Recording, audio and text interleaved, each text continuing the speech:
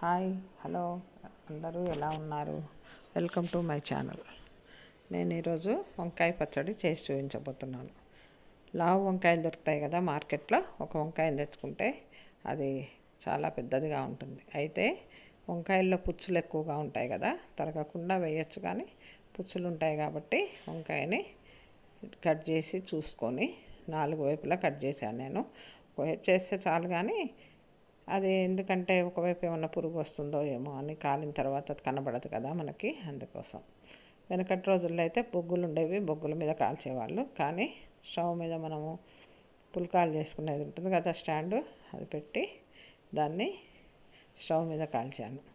దానికి కొంచెము ఒగరు రాకుండా ఉండాలి, కనరెక్కకుండా ఉండాలి వంకాయ అంటే కొంచెం నూనె రాసి దానిపైన పెట్టి కాల్చాను.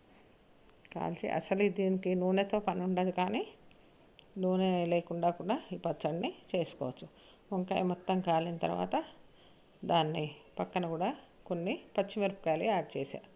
పచ్చిమిరపకాయలు కూడా కాల్చి నూనెలో వేయించకుండా కాల్చి వేసినట్లయితే కడుపులో మంట రాకుండా ఉంటుంది, దానిలో ఉన్న పచ్చి మనకు తెలియకుండా ఉంటుంది. ఇట్లా వంకాయని మొత్తం కూడా బాగా కాల్చి 4 వైపులా తిప్పుకుంటూ కాల్చుకుంటూ ఉండాలి. అక్కడే ఉండాలి, మాడుతుంది లేకపోతే. వెనకటి రోజులైతే చక్కగా బొగ్గుల మీద వేసి బొగ్గుల మీద కాల్చి తీసుకుంటే కాల్చిన వంకాయ రోటి పచ్చడి అనేవాళ్ళు. ఇప్పుడు మనకు అంత సౌకర్యం లేదు కదా, అందుకోసం మనము స్టవ్ మీదనే ఇది పెట్టి చక్కగా చూడండి ఎంత బాగా కాలిందో. ఎర్రగా లోపల ఉడికినట్టు కావాలి, గట్టిగా ఉండకూడదు. తిప్పుకుంటూ ఉండాలి. అది ఏమవుతుంది, బాగా కాలి పగిలిపోతుంది. దాని పైన పుట్టంతా తీసేయాలి.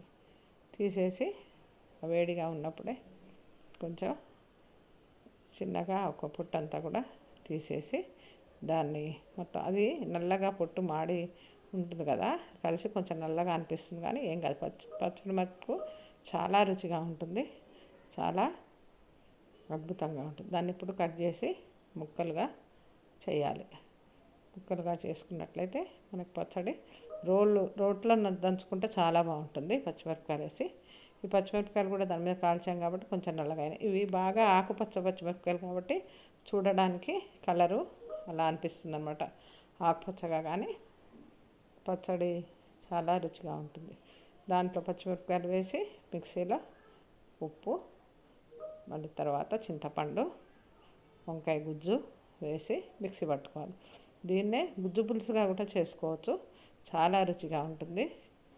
అది ఊరికే వంకాయ కూర తినాలన్నా బోర్ వస్తుంది కదా, వంకాయ ఉన్నట్లయితే చాలా రకాలు చేసుకోవచ్చు. తర్వాత దీని మీద కొత్తిమీర చల్లుకొని, కొద్దిగా కొత్తిమీర సన్నగా కడిగి సన్నగా తరుక్కొని వేసుకొని దాంట్లో పోపు పెట్టుకుంటే బాగుంటుంది. పంట కిందకి పోపు తగిలి రుచిగా ఉంటుంది.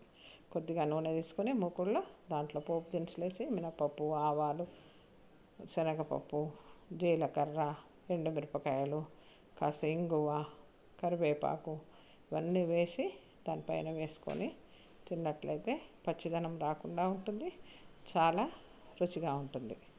ఈ పచ్చడిని రాత్రిపూట కానీ వేడివేడి అన్నంలో వేసుకొని తింటే చాలా బాగుంటుంది. రొట్టెలలో కూడా చాలా బాగుంటుంది. చపాతీలలోకి, సజ్జ రొట్టెలలోకి, జొన్న రొట్టెలలో కూడా చాలా అద్భుతంగా ఉంటుంది.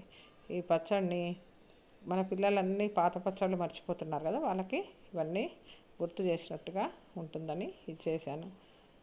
ఎలా ఉందో చూసి కామెంట్ చేయండి, లైక్ చేయండి, సబ్స్క్రైబ్ చేయండి, కామెంట్ చేయండి. ఎలా ఉందో చూసి చెప్పండి. Thank you.